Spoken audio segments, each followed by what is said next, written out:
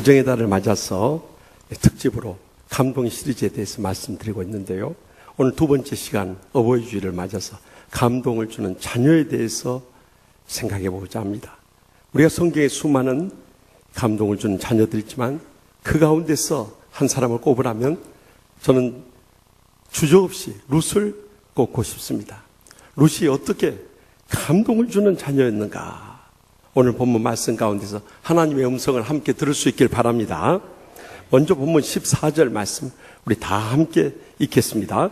그들이 소리를 높여 다시 울더니 오르바는 그의 시어머니에게 입맞추되 룻은 그를 부쫓았더라. 아멘. 사사들이 이스라엘을 다스리던 때에 저기 유대 베들레헴에 엘리멜렉이라는 아버지와 나옴이라는 어머니와 또 말론이라 기론이라는 두 아들이 행복하게 살았어요. 근데 그 땅에 흉년이 임함으로 인해서 그들은 저기 모압 지방으로 피난을 가게 되었어요. 그곳에 가서 이제 룻과 오르바라는 며느리까지 얻어서 한때는 행복한 것 같았어요. 그러나 신앙의 자리를 떠난 그들에게 결코 하나님의 축복은 더 이상 있을 수 없었어요. 그래서 결국 그곳에서 아버지 잃고 두 아들 잃고 이제는 어머니와 두 며느리만 남게 되었어요. 그 어머니에게는 더 이상의 가정을 이끌어줄 남편도 없고요. 또 돈도 없고요. 힘도 없고요. 아무것도 희망이 보이질 않았어요. 그래서 두 며느리 보고 자신들의 행복을 찾아서 친정 집으로 돌아가라고 그랬어요. 슬퍼하면서 울던 끝에 이 둘째 며느리인 오르바는 그의 친정으로 돌아갔어요. 그러나 이 첫째 며느리인 룻만은 그 홀로 남아 계시는 이 남편의 어머니인 시어머니를 떠날 수가 없었어요. 그래서 여기 성경에 뭐라고 기록하고 있습니까? 룻은 그를 부쫓았더라 하고 기록하고 있어요. 이 부쫓았다는 말씀은 영어 성경은 clung to라는 단어를 쓰고 있는데 그것은 그 어머니를 붙잡아 주고요. 끝까지 돌봐주었다는 의미인 것입니다. 여러분, 이 시어머니와 며느리 사이가 세상에서 가장 안 좋은 사이 아닙니까? 그래서 세상에서 가장 행복한 두 여자가 있다고 하는데 누군 줄 아세요? 시어머니 없는 최초의 이 여자인 하와와 며느리 없는 예수님의 어머니 마리아, 이 두 사람만이 세상에 제일 행복했다는 거예요. 말이 되나요? 이처럼 시어머니와 며느리 사이는 사이가 안 좋음에도 불구하고 룻은 어떻게 그의 시어머니 나오미를 모셨는가 한 거예요. 같은 동족이 다른 이방 여인으로서 이스라엘 시어머니고요. 그것도 친어머니도 아니고 남편의 어머니인 시어머니고요. 더 나가서 이 시어머니가 젊고 돈 있고 힘 있는 여자도 아니라 아무것도 가진 것도 없는 여자고요. 더욱이 나를 떠나서 너희들의 행복을 찾아가라고 했을 때 얼마든지 시어머니를 버려도 그에게 더 이상의 죄책감은 없었을 거예요. 그럼에도 불구하고 끝까지 이 시어머니를 돌보아 드렸다는 것을 주목할 수 있길 바랍니다. 우리를 평생토록 낳으시고 길러주신 부모님에 대해서 우리는 얼마나 감사하고 보답하며 일생을 돌봐주고 있습니까? 오히려 부모님의 마음에 상처를 주고 반항하고 또 폭력을 쓰면서 외면해버리는 그런 자녀들이 이 땅에 얼마나 많이 있어요. 그래서 자식은 낳을 때 기쁨이죠. 키우면서는 더 고통과 불행이 되는 그런 자식들이 이 땅에 너무나 많이 있어요. 그래서 인터넷에서 나도는 글 가운데 보면은 아들이란 사춘기가 되면 남남이 되고요. 군대 가면은 손님이 되고요. 또 장가 가면은 사돈이 된다고 하네요.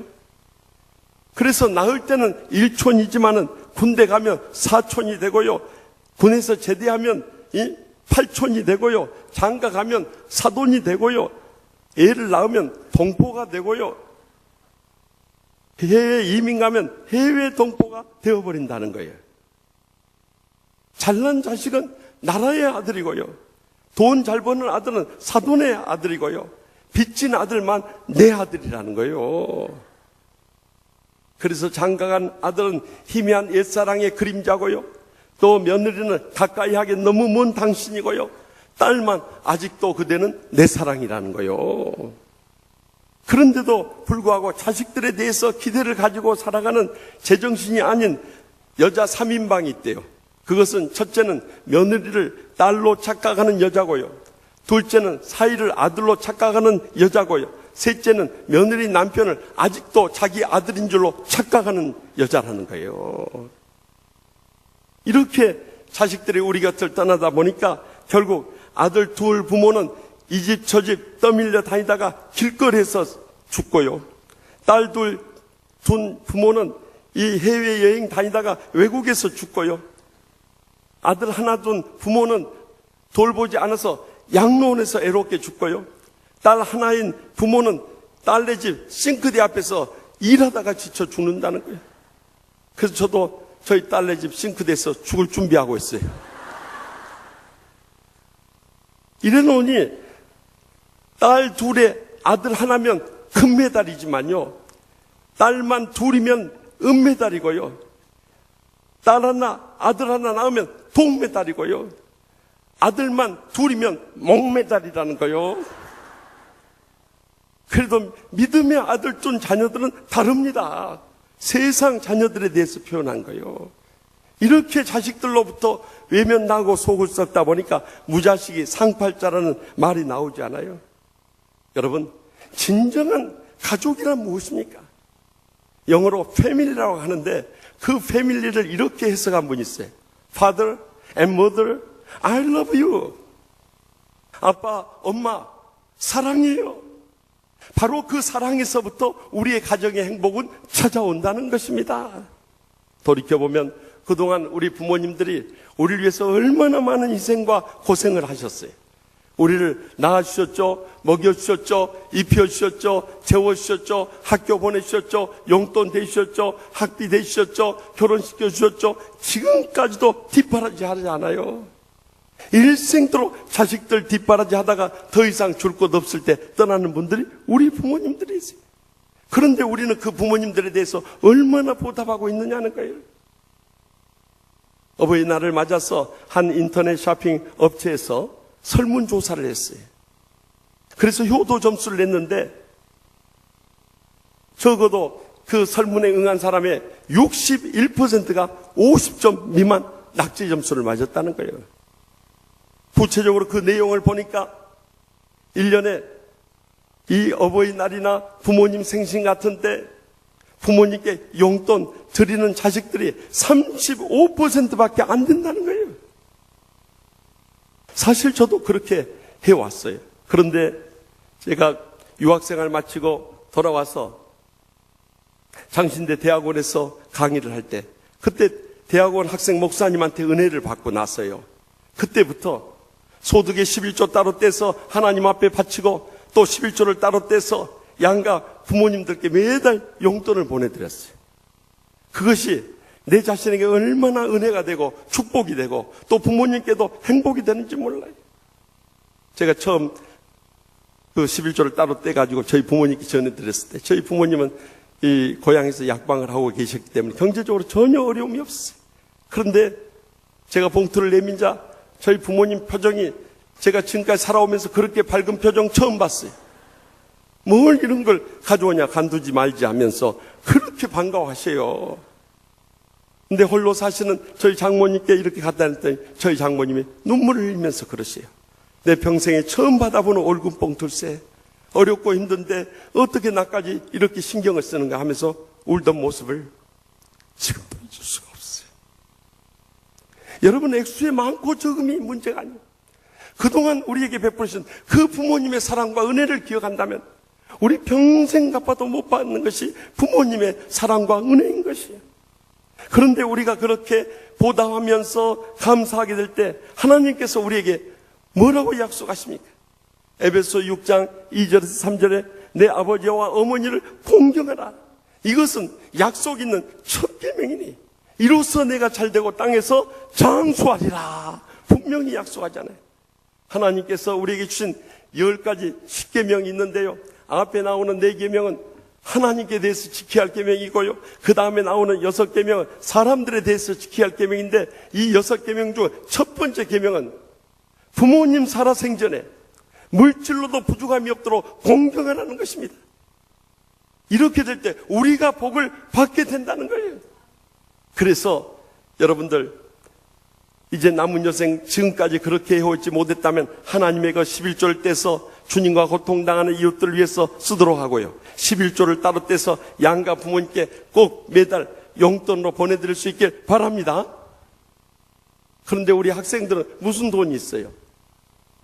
그러면 용돈을 모아두었다가 부모님의 생신이나 결혼기념일이나 어버이날이나 크리스마스 같은데 조그만 감사에 카드를 쓰고 선물 부모님 필요한 거 준비해서라도 꼭 감사하시기 바랍니다. 그리고 여러분들이 첫 수입을 얻게 될 때 그때부터 11조 생활을 철저히 해서 하나님께도 바치지만은 또 부모님께도 꼭 보답할 수 있길 바랍니다. 사실 우리의 온전한 11조는 부모님으로부터 용돈 받을 때부터 시작돼야 되는 것입니다. 그럴 때 하나님께서 여러분의 일생에 한없는 복으로 천배나 만배나 갚아 주시는 것입니다.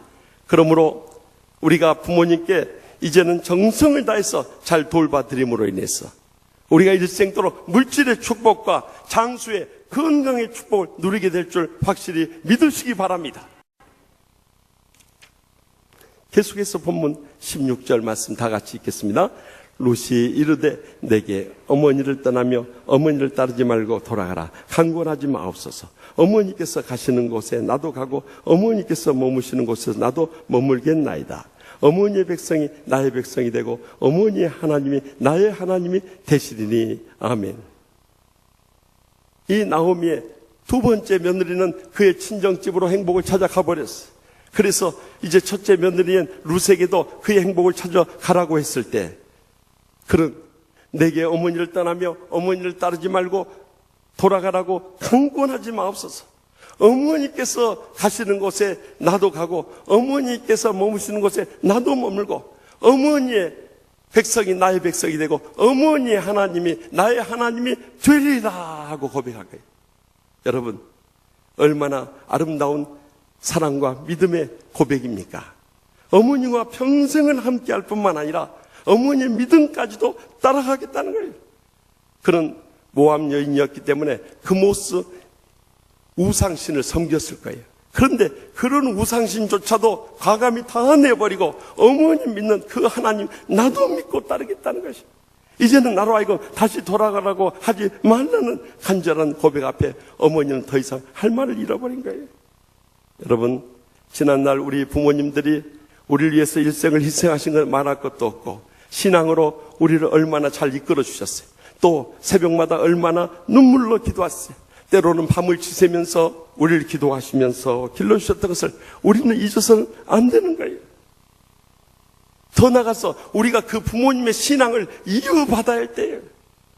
그런데 부모님으로부터 얼마나 용돈을 더 많이 받을 것인가, 얼마나 유산을 많이 빼앗을 것인가에 대해서만 관심을 갖죠. 부모님의 신앙을 이어받아서 우리가 이 땅에 천국의 축복과 행복의 감격 속에 살아갈 것에 대해서 얼마나 마음을 쏟으며 살고 있느냐는 거예요. 그래서 흔히 그런 말 있잖아요. 장가간 아들은 이 큰 도둑이고 시집간 딸은 예쁜 도둑이고 며느리는 좀 도둑이고 그 손주들까지 몰려오면 땡강도라는 거예요. 그저 부모님 집에 와서 뭐든지 빼앗아갈 궁리만 하니까요. 그래서 자식들이 이 재산을 달라고 해서 안 주면 맞아 죽고요, 밥만 주면 졸려 죽고요, 다 주면 굶어 죽는다는 거예요. 요즘에는 우리 부모들이요, 정말 자식들이 등살에 살기 어려운 세상이 되어버렸어요. 여러분, 부모님으로부터 다른 것 빼앗으려고 하지 말고 그들의 신실한 신앙을 이어받아서 그 믿음으로 살면 여러분의 일생이 복되게 되는 것입니다. 나주 울타리라는 감동적인 이 책자에 박영애 성도님의 참 은혜로운 글이 담겨져 있었어요. 하루는 홀로 되신 이 생선 장수를 하는 어머니가 맏딸인 그녀에게 그러시더랍니다. 네, 이제 고3이 되었으니까 이 진학반에서 취직반으로 옮겨서 너희 새 동생 좀 같이 돌봐줬으면 좋겠다 그러더래요. 그런데 진학반에서 취업반으로 옮긴다는 것이 너무너무 친구들 앞에 자존심 상하는 일이었어요. 그래서 그렇게 한다고 해놓고 계속 진학반에 있었어요. 마침 수능 시험 치르는 날이 되었어요. 어머니 몰래 시험 치르러 갔기 때문에 도시락도 못 챙기고 갔어요. 점심시간이 됐는데 다른 친구들은 어머니가 싸준 도시락을 그냥 풍성하게 맛있게 먹는데 혼자만 운동장 가에 와서 앉아있는데 눈물만 나더랍니다. 나는 왜 이렇게 가난한 가정에 태어났어? 이렇게 불행하고 고통스럽게 살아야 되는가? 너무너무 목이 메이고 눈물만 쏟아지는데 교내 방송이 들려오더랍니다. 박영희 학생 어머니가 도시락 놓고 가셨으니까 와서 도시락 찾아가라는 소리가 들어요. 깜짝 놀랐어요. 어머니가 내가 수능시험 치는 줄 어떻게 알았느냐 말이에요. 어머니는 그 모든 사실을 이미 다 알고 계셨던 거예요. 그래서 교무실에 가서 도시락을 찾아서 열어보았더니 거기에 어머니의 편지가 담겨져 있답니다. 생선장수를 하시는 어머니가 개발세발 쓴 서투른 글씨지만 거기에 어머니 사랑이 묻어나는 감동적인 편지가 몇 자 적혀 있더랍니다. 시험 잘 봐라. 우리 딸 장하다. 사랑하는 엄마가. 그걸 보는 순간 얼마나 눈물이 쏟아지든지. 도시락도 다 먹지 못하고 그대로 도시락을 챙겨가지고 오후 수능시험을 포기하고 집으로 돌아왔답니다. 그리고 평생을 살면서 그날의 선택을 결코 후회해 본 적이 없다는 거예요. 왜냐하면 그 전까지만 나 자신의 일생의 행복과 축복만을 찾으며 살아왔지만 그때 비로소 어머니의 사랑을 가슴속 깊이 깨닫고 어머니와 동생들을 위한 삶의 선택을 이룬 날이었기 때문입니다. 그런데 그 후로 어머니와 동생들을 사랑으로 섬기는 그 어머니의 희생적인 신앙을 본받아 살아오는 가운데 하나님께서 은혜 베풀어 주시고 축복해 주시고 행복하게 평생을 살아오셨다는 감동적인 고백이 그 글 가운데 담겨져 있었어요. 여러분, 이제는 우리 부모님들의 그 신앙을 이어받아야 할 때입니다. 끝까지 사랑하고 섬기고 인내하면서 모든 것을 희생하셨던 그 신앙을 우리 자녀들이 이어받아야 할 때예요. 지난날 우리 부모님들은 예배에 나가서 눈물로 기도하면서 하나님 아버지 복 주시옵소서 얼마나 간절히 부르짖며 기도했습니까? 얼마나 간절한 심령으로 찬양했습니까? 얼마나 갈급한 심령으로 말씀을 받고 그 말씀대로 살고자 몸부림치면서 일생을 살아갔습니까? 우리는 그 신앙을 이어가고 있느냐는 거예요. 저희 아버지도 사업을 하는 가운데 한때는 욕과 같은 어려움이 있었습니다. 그러나 저희 아버지 일생을 통해서 저에게 가장 잊혀지지 않는 감동적인 장면은 저희 아버지가 복되고 형통하게 사업을 크게 번성할 때가 아니었습니다. 사기를 맞고 사업에 큰 어려움이 있을 때, 그때 아버지가 새벽마다 주님 앞에 나가서 눈물로 기도하고 돌아오셔서 그 일을 하시면서 부르시던 찬송, 찬송가 370장 찬송. 주 안에 있는 나에게 딴 것이 있으랴. 십자가 밑에 나가 내 짐을 풀었네. 주님을 찬송하면서 할렐루야 할렐루야. 내 앞길 먹일러 멀고 험해도 나 주님만 따라가리. 저는 그 찬송을 들으면서 어떻게 저렇게 어려움 속에서 저런 찬송이 나올 수 있는가? 아버지가 도저히 이해가 안 됐습니다.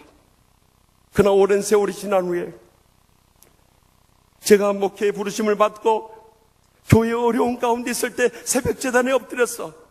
이 교회를 계속 목회해야 되는가 말아야 되는가 갈등과 고민 가운데 빠졌을 때 엎드려 기도하면 아버지의 찬송 소리가 들려왔습니다. 주 안에 있는 나에게 딴 것이 있으랴. 그 아버지의 신앙이 저를 붙잡아주고 오늘까지 이렇게 은혜롭고 행복하게 부흥하는 목회를 할 수 있는 큰 힘이 되어 주었던 것입니다. 그런데 세상 떠나시기 몇 해 전부터는 찬송가 490장 찬송. 주여 지난밤 내 꿈에 배웠으니 그 꿈 이루어 주옵소서. 밤과 아침에 계시로 보여주사 밤낮 은혜를 주옵소서. 나의 놀라운 꿈 정녕 나 믿기는 장차 큰 은혜 받을 표니 나의 놀라운 꿈 정녕 이루어져 주님 얼굴을 배우리라. 저는 아버지의 세상 떠나실 날이 점점 가까워오고 있다는 것을 실감했습니다. 지난 수요일 밤에 가정 세미나에 캐나다에서 오신 김흥식 성교사님 네 분이 이 찬송을 듀엣으로 부를 때 저는 한 자리에서 구석에서 앉아서 아버지 생각에 얼마나 울었는지 모릅니다. 그 신앙이 있었기 때문에 오늘의 저희가 있습니다. 그래서 주님께서는 잠언 3장 1절에서 2절에 내 아들아 나의 법을 잊어버리지 말고 내 마음으로 나의 명령을 지키라. 그리하면 그것이 내가 장수하여 많은 해를 누리게 하며 평강을 더하게 하리라.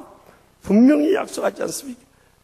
그러므로 우리가 부모님의 믿음을 따라서 끝까지 이 믿음 지키며 살아갈 때 하나님께서 우리의 일생을 지켜주실 뿐만 아니라 자손 대대로 이 평강을 누리는 감동을 주는 자녀들로 평생도록 살아가게 될 줄 확실히 믿습니다. 마지막으로 본문 17절 말씀 다 함께 읽겠습니다. 어머니께서 죽으시는 곳에서 나도 죽어 거기 묻힐 것이라. 만일 내가 죽는 일 외에 어머니를 떠나면 여호와께서 내게 벌을 내리시고 더 내리시기를 원하나이다 하는지라. 아멘. 룻은 죽음 외에는 시어머니와 떠나지 않겠다고 고백합니다. 어머니께서 죽으시는 곳에서 자신도 죽어 거기에 묻힐 거라는 거예요. 내가 죽는 일 외에 어머니 곁을 떠나면 하나님께서 내게 벌을 내리시고 더 내리시기를 원합니다. 여러분, 이 룻은요, 어머니 나오미의 그 하나님 경외하는 신앙만 받은 것이 아니라 그 모든 삶의 습관까지도 다 이어받은 거예요. 사실 내가 이 일을 행하지 않으면 여호와께서 내게 벌을 내리시고 더 내리시기를 원한다는 것은 히브리인들의 가장 강력한 약속의 고백이었던 것입니다. 그 고백을 빌려가면서까지 어머니를 향하는 그의 불타는 사랑과 그 요성을 고백한 거예요. 이제는 더 이상 그 시어머니 나오미가 룻을 외면할 수가 없습니다. 결국 고향 베들레헴으로 데리고 가게 돼요. 그런데 룻의 일생은 어머니 뒤치다거리 하다가 일생이 그걸로 끝이 나는 불행하고 외로운 인생으로 종말을 맞을 줄 알았어요. 그러나 믿음으로 사는 자에게는 하나님이 살아계시고 그의 삶을 보장해 주시기 때문에 더 놀라운 축복이 기다리고 있었던 것입니다. 왜 하필이면 베들레헴 고향에 들어갔을 때 부자 청년 보아스가 그를 기다리고 있습니까? 어떻게 그 마음을 감동해서 정말 이방 여인, 그것도 사별한 여인이지만은 그 보아스의 마음에 들어서 결혼까지 할 수 있겠습니까? 더 놀라운 것은 그 보아스와 룻 사이의 후손 가운데 인류의 영원한 구세주 되시는 예수 그리스도께서 탄생하신 줄 믿으시기 바랍니다. 여러분, 인류 가운데서 이보다 최고의 영광이 어디 있고 최대의 축복이 어디 있고 최상의 행복이 어디 있느냐 말입니다. 버려진 아무도 보살피지 않는 그 시어머니 마지막까지 돌봐준 이 나오미의 사랑과 믿음에 대한 하나님의 최대의 보상이었던 것입니다. 이제는 우리 부모님들에 대해서 마지막까지 그렇게 우리가 상기할 때입니다. 사실 우리 부모님들은 삼중고에 시달리고 있습니다. 지난 4월 1일 보건복지부의 발표에 따르면 40.4%가 물질적인 가난에 시달리게 되고 24.4%가 육체적인 질병에 시달리게 되고 또 13.3%가 또 정신적인 고독에 시달리고 있습니다. 그런데 우리는 얼마나 부모님의 필요를 채워드렸고 부모님의 건강을 위해서 기도해드렸고 또 부모님을 자주 찾아뵙고 마지막까지 지켜드렸느냐는 거예요. 그렇게는 못할지언정 어떻게 부모님의 가슴에 못질을 하는 상처를 줄 수 있고 부모님께 반항하며 달려들 수 있고 폭력까지 행사하는 그런 자식이 될 수 있느냐는 거예요. 그것도 신앙을 가진 사람들이 그렇다면 이제는 주님 오실 날을 기다리는 길밖에 없는 것입니다. 하나님의 심판을 면치 못하기 때문입니다. 지난 어버이날 하루 앞두고 서울시 산하 어르신 보호 전문 기관에 접수된 부모님 학대 신고에서 보면 놀라운 사실은요, 그 폭력을 부모님께 행사한 사람들의 40.9%가 아들들이고요, 15.4%가 딸들이고요, 5.8%가 며느리들이고요, 0.8%가 그 사위들이었던 거예요. 다 합하면 62.9%가 자식들이 부모님에게 폭력을 썼던 거예요. 이 얼마나 비극적인 현실입니까? 그래서 지난 주간 한 성도님이 보내신 자식이 뭐길래라는 글이 뜨겁게 가슴에 와닿는 거예요. 부생모육 그 은혜는 하늘같이 넓고 많은, 청춘 남녀 많은데도 효자 효부 드물구나. 출가하는 딸아이는 시부모를 싫어하고 결혼하는 아들네는 살림나기 바쁘도다. 제 자식이 장난치면 싱글벙글 웃으면서 부모님의 앓는 소리 듣기 싫어 외면하네. 시끄러운 아이 소리 듣기 좋아 즐기면서 부모님이 말씀하면 잔소리라 관심 없네. 자녀들의 대소변은 손으로도 주무르나 부모님의 흘린 침은 더럽다고 멀리하고 과자봉지 들고 와서 아이 손에 쥐어주나 부모 이에 고기 한 건 사올 줄은 모르도다. 개 병들어 쓰러지면 가축병원 데려가도 늙은 부모 병이 나면 노안이라 생각하네. 10 자식을 키운 부모 하나같이 키웠건만 10 자식은 한 부모를 하나같이 싫어하네. 자식이에 쓰는 돈은 한도 없이 쓰건만은 부모에 쓰는 돈은 한두 푼도 아깝다네. 자식들을 데리고는 바깥 외식 자주 하나 늙은 부모 모시고는 외식 한번 힘들구나. 아들 있고 딸 있는데 양로원이 웬 말인가. 늙은 것도 온통한데 천대받고 갈시받네. 살아생전 불효하고 죽고 나면 효자 날까. 예문 갖춰 부고 내고 조문받고 부조받네. 그대 몸이 소중거든 부모 은덕 생각하고 내 부모가 소중하면 시부모도 소중하다. 부모님이 죽은 후에 효자나고 효분하네. 가신 후에 후회 말고 살아생전 효도하세. 지금 아멘 하신 분들은 한이 맺힌 아멘이요. 여러분, 얼마나 마지막까지 불효하는 자식들이 이 땅에 많으면 이런 시가 나오겠냐는 거예요. 사실 부끄러운 고백입니다만은 저도 안팎으로 바쁜 삶 가운데서 저희 부모님께 그렇게까지 효도를 못했던 것 같아요. 매일 새벽기도 모시고 다니고 또 주일날 같이 예배드리고 그런다고 해서 수요일날 예배드리고 한다고 해서 사실 매주 부모님 때 가지 못했어요. 그런데 3년 전에 아버지 세상 떠난 다음에 제 마음에 다 걸리고 있었어요.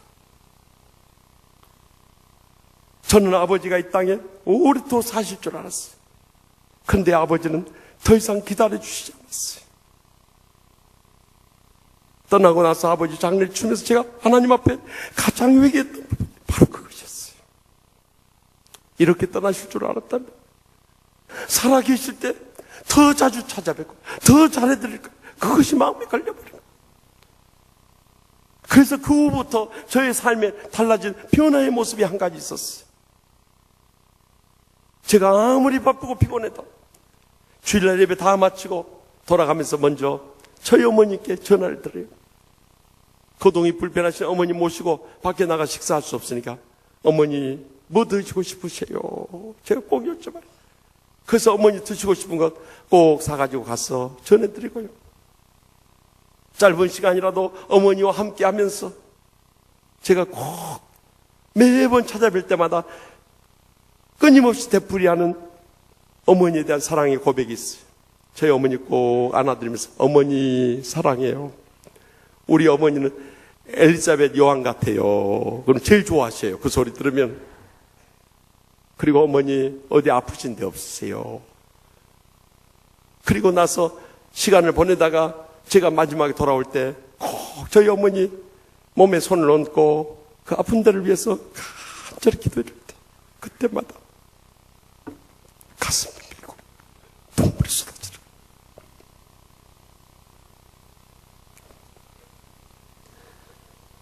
그래서 잠언 5장 11절에서 14절에 두렵건대 마지막에 이르러 내 몸과 내 육체가 쇠약할 때 내가 한탄하여 말하기를 내가 어찌하여 훈계를 싫어하며 내 마음이 꾸지람을 가벼이 여기고 내 선생의 목소리를 청종하지 아니하며 나를 길을 가르치는 이에게 귀를 기울이지 아니하였던고. 많은 무리들이 모인 중에서 큰 악에 빠지게 되었노라 하게 될까 염려하노라 하고 우리를 깨우쳐주고 있지 않습니까? 부모님만 세상 떠난 거 아닙니다. 우리도 언젠가는 늙고 병들고 세상 떠날 일이 가까워지고 있을 때 그때 후회한들 무슨 소용이 있겠느냐는 거죠. 부모님 살아계실 때 우리 건강하고 복되고 형통할 때 더 부모님께 정성을 다해서 마지막까지 효도할 수 있길 바랍니다. 그럴 때 주님께서 우리의 일생도록, 아니 자손들까지도 그 효도의 복을 이어지게 해주실 줄 확실히 믿으시기 바랍니다. 지난 토요일 저녁에 한 집사님 칠순을 맞아서 감사 예배를 드려달라고 해서 갔어요. 이분이 26년 동안 노조위원장 하시다가 작년 말에 퇴직을 하셨어요.